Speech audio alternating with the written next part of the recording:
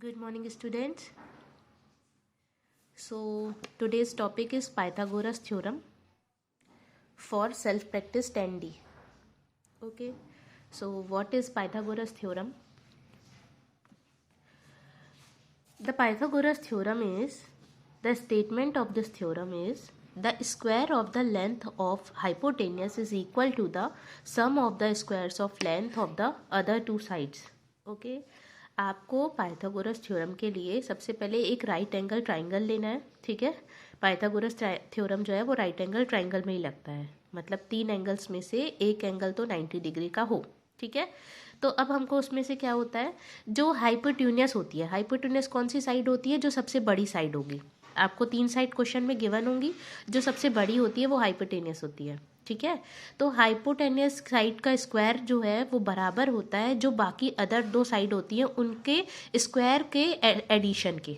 मतलब ए का स्क्वायर करो, बी का स्क्वायर करो, उन दोनों को ऐड करो, उनका सम बराबर होगा हाइपोटेन्यूस के स्क्वायर के. ठीक है.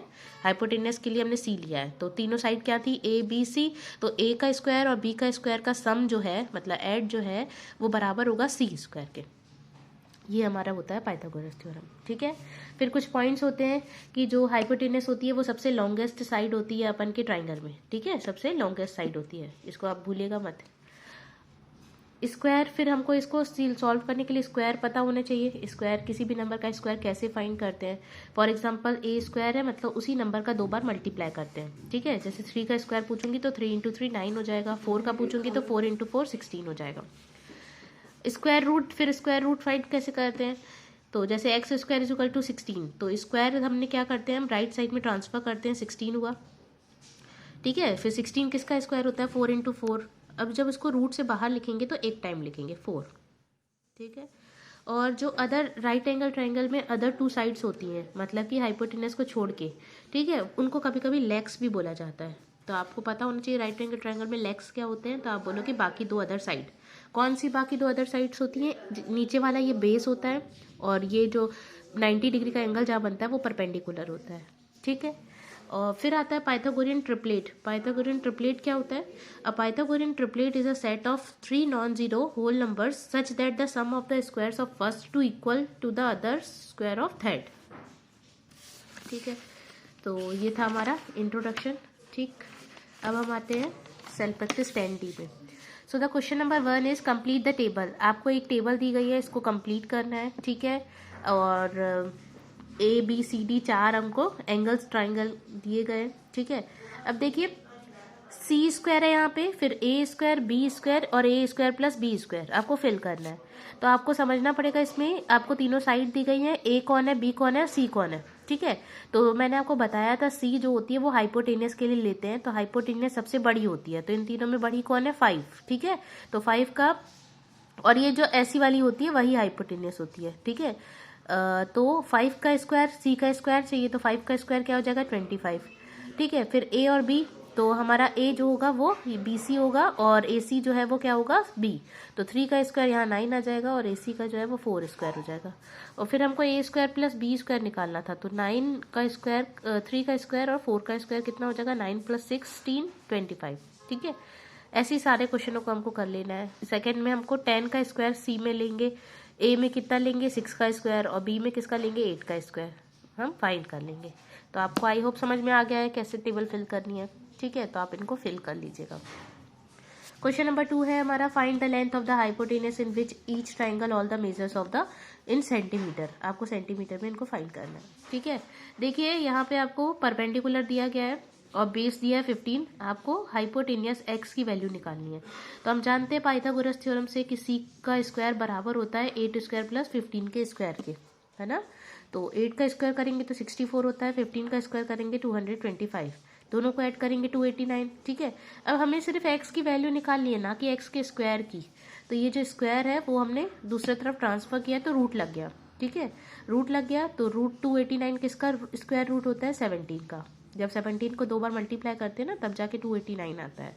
तो एक्स की वैल्यू क्या आ गई, 17. ऐसे ही बी वाले में देखिए, बी वाले में भी हमको एक्स निकालना था, तो हमको 9 का स्क्वायर और 12 के स्क्वायर को सम करना पड़ेगा। तो 9 का स्क्वायर होता है 81, 12 का स्क्वायर होता है 144, दोनों को ऐड किया 225, फिर इसका स्क्वायर वहाँ पे हमने फेंका तो स्क्वायर रूट लग गया। स्क्वायर रूट किस 225 किसका स्क्वायर रूट होता है 15 का, ठीक है। तो एक्स की वैल्यू क्या आ जाएगी 15, ठीक है। अब देखिए ऐसे सी वाला है, सी वाले में हमको क्या था 21 का स्क्वायर और 20 का स्क्वायर लेंगे, इसका 441 आ जाएगा, इसका 400, दोनों को ऐड किया 841, 841 किसका होता है 29 का स्क्वायर, ठीक है। तो आपको ऐसे ही कर लेने हैं, डी वाला आपका होमवर्क है, आप खुद से ट्राई कीजिएगा, फिर अपना आंसर मैच कीजिएगा। So question number 3 is find the length of the hypotenuse. आपको हाइपोटेनियस की लेंथ फाइंड करनी है, ठीक है। आपको दो साइड दी गई है, आपको हाइपोटेनियस की लेंथ फाइंड करनी है, ठीक है। तो देखिए इसमें हाइपोटेनियस हमको, ठीक है। अब हाइपोटेनियस देखिए, हाइपोटेनियस की लेंथ हमको दी गई है और हमको एक साइड गिवन है, हमको दूसरी साइड निकालनी है। तो हमको क्या करना पड़ेगा, हम तो जानते हैं कि सी स्क्वायर इज इक्वल टू क्या होता है ए स्क्वायर प्लस बी स्क्वायर, लेकिन अब हमको ए स्क्वायर निकालना है। तो हम क्या करेंगे, सी स्क्वायर में से बी स्क्वायर को माइनस करेंगे, ठीक है। ए निकालना है, बी हमको दिया गया है, तो अब बस अब इधर पे हम वैल्यू पुट करेंगे, ठीक है। तो ए हमने किसको मान लिया, वाई को, और सी कितना दिया हमको हाइपोटेनियस 15 का स्क्वायर, और माइनस फिर ये बेस कितना है 9 का स्क्वायर, 15 का स्क्वायर 225, 9 का स्क्वायर 81, दोनों को माइनस किया तो 144, 144 का फिर रूट गया तो 144 किसका स्क्वायर रूट होता है 12 का, ठीक है। ऐसी सेम आपको बी वाला कर लेना है। 3 वाले में भी सेम है, ठीक है। 25 का स्क्वायर निकाल के 7 का स्क्वायर निकाल के दोनों को माइनस कर देंगे तो एक ही वैल्यू आ जाएगी। देखिए 576 आई, फिर इसका स्क्वायर रूट ये किसका होता है 24 का। ऐसे ही डी वाले में भी बी की निकालनी है, तो 26 के स्क्वायर से 24 का स्क्वायर माइनस कर देंगे, फिर उसका स्क्वायर रूट ले लेंगे तो आंसर आ जाएगा। क्वेश्चन नंबर 4 देखिए, the rectangular floor of the room is 12 metre long, ठीक है। एक रेक्टेंगुलर रूम है आपका, इसका फ्लोर जो है वो 12 मीटर लॉन्ग है, ठीक है, 12 मीटर लॉन्ग है एंड 5 मीटर वाइड, तो चौड़ाई इसकी 5 मीटर वाइड है। तो बताइए what is the length of diagonal, उसके डायगोनल की लेंथ क्या होगी। तो सीधी सी बात है, आपको ये दोनों साइड दी गई है, आपको हाइपोटेनियस निकालनी है। तो इसका स्क्वायर करके इसका स्क्वायर करके दोनों का सम करेंगे, 12 का स्क्वायर 144 और 5 का स्क्वायर कितना होता है 25, और इसका एसी का स्क्वायर हमने पहले से ही ऑलरेडी दूसरी तरफ ट्रांसफर कर दिया तो वो रूट में चला गया। इन दोनों को ऐड किया 169 आया, 169 का स्क्वायर रूट फाइंड करेंगे तो किसका स्क्वायर होता है 13 का, ठीक है। तो डायगोनल कितना आ जाएगा इसका 13। क्वेश्चन नंबर 4 देखिए, अ लैडर 10 मीटर लॉन्ग है, ठीक है, and the top of the high 8 metre, 10 metre long है, सबसे लॉन्गेस्ट जिसकी क्या है 10 मीटर, और इतनी उसकी हाइट है 8 मीटर। तो बताइए उसका लेडर फ्रॉम द बेस, उसका बेस क्या होगा, बेस ये निकालना है। तो देखिए बेस निकालने के लिए अब हमको माइनस करना पड़ेगा, ठीक है। हाइपोटेनियस जब निकालनी रहती है तो हम दोनों साइड को प्लस करते हैं, लेकिन अब हाइपोटेनियस के अलावा दोनों साइड में से कुछ भी निकाला रहता है तो हमको माइनस करना रहता है। तो 10 का स्क्वायर से 8 स्क्वायर को माइनस करेंगे और ए बी के स्क्वायर का रूट ले लेंगे, ठीक है। यहाँ पे जैसे दीजिएगा ए बी का स्क्वायर इज इक्वल टू, यहाँ पे क्या आ जाएगा 10 का स्क्वायर माइनस 8 का स्क्वायर, ठीक है। फिर ये स्क्वायर वहाँ गया तो रूट में बन गया, तो 100 माइनस 64 36 आ जाएगा। 36 किसका स्क्वायर रूट होता है 6 का, ठीक है। ऐसे ही 6 वाले में लेंथ ऑफ द रूम, हमको अब लेंथ ऑफ द रैंप की निकालनी है, लैंप की लेंथ निकालनी है। जब हमको ये दो साइड गिवन है तो अब प्लस करेंगे, ठीक है, प्लस करेंगे और सॉल्व कर लेंगे। ओके 7th वाला ABC एक राइट एंगल ट्राइंगल है जिसमें एंगल ACD जो है वो 90 डिग्री का है, ठीक है, और जो BC साइड है वो 12 है, AB जो है वो 15 है एंड CD जो है वो 5 है। तो find the length of BD, हमको BD की लेंथ फाइंड करनी है और AD की लेंथ फाइंड करनी है, ठीक है।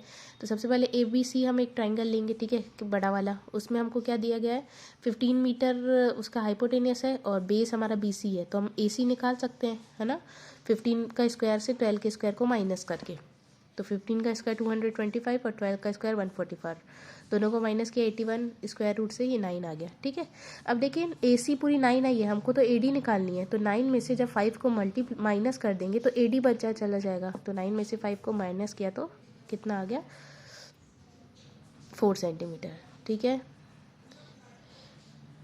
इधर AD है, ये AD, ठीक है, AD कितना आ जाएगा 4 सेंटीमीटर।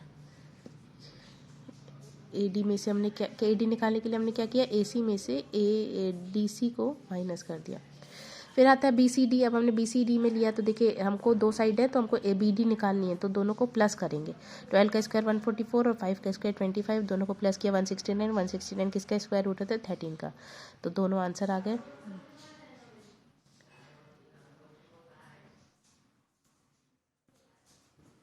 ठीक है, ये हो गया। फिर आता है हमारा 8th क्वेश्चन। देखिए 18 meter pole is supported by the two guy wires attached to a point 2/3. ठीक है, the way to the pole to the points of the ground 5 meter from the base of the pole. What is the length of the each wire? ठीक है, तो आपको सबसे पहले इसका diagram कुछ ऐसा बनेगा। ठीक है, डायग्राम ऐसा बनेगा तो आप पहले सबसे पहले इसको बना लेंगे। ठीक है, अब सबसे पहले क्या है वो, ठीक है, आपको क्या करना है, कितनी वायर्स थी, 18 मीटर। ठीक है, और ईच पॉइंट कितना था, 2/3, तो अपन 18 इंटू 2/3 करेंगे। 3 से 18 कैंसिल हो जाएगा, 3 1 जा 3, 3 6 जा 18, तो 6 2 जा 12 मीटर आ जाएगा। ठीक है, अब ये जो 12 है वो हमारा क्या है, ये परपेंडिकुलर। ठीक है, और बेस तो हमारा 5 है तो हाइपोटेनियस निकल आएगा। 12 का स्क्वायर करके 5 का स्क्वायर दोनों को ऐड करके करेंगे। 12 का स्क्वायर 144, 5 का 25, दोनों को ऐड किया 169। 169 किसका स्क्वायर रूट होता है, 13 का। तो वायर की लेंथ कितनी आ जाएगी, 13 मीटर। ठीक है, 9th वाले में भी ऐसे ही देना है। A ship sails due to 30 kilometre and the south 16 kilometre. ठीक है, in direct time in the form of the short point. तो आपको समझना है कि आपको हाइपोटेन्यूस निकालनी है, दोनों का स्क्वायर करेंगे, दोनों को ऐड कर देंगे और उसका स्क्वायर रूट फाइंड कर लेंगे। ठीक है, तो ऐसे ही 10th वाले में भी है, 10th वाला। ठीक है, 10th वाले में हमको होमवर्क है, आपको खुद से करना है। नहीं समझ में आता है तो आप बताइएगा, तो मैं आपको एक्सप्लेन कर दूँगी। 12th वाला, 12th अब हम आते हैं 11th में। Sudhir and Deepak start from a point A to over a rectangular park. एक रेक्टेंगुलर पार्क में, ठीक है, सुधीर और दीपक घूम रहे हैं। Sudhir walks from A to D to C while Deepak walks directly from A to C. How much does Deepak walk to Sudhir. ठीक है, ठीक है, तो इसमें हमारा देखिए AD और BC जो है वो 70-70 होगा, क्योंकि रेक्टेंगल है, रेक्टेंगुलर में लेंथ इक्वल होती हैं और ब्रेथ इक्वल होती हैं। तो CD और AB इक्वल होगा 24 के। ठीक है, मतलब हमको अब कितना दिया है, हमको ये परपेंडिकुलर और बेस दिए गए हैं, हमको हाइपोटेनस निकालनी है। तो 70 का स्क्वायर करेंगे और 24 का स्क्वायर करेंगे, तो 70 का स्क्वायर 4900 आ जाएगा, 24 का स्क्वायर 576, दोनों को ऐड करेंगे तो 5476। ये किसका स्क्वायर रूट होता है, 74 का। ठीक है, अब दीपक ने कितना चला था, दोनों को मिलाकर पहले, ठीक है, AB और BC को मिलाकर, तो 70 और 24 94 हो गया। 94 को 74 से माइनस करेंगे 20 मीटर, मतलब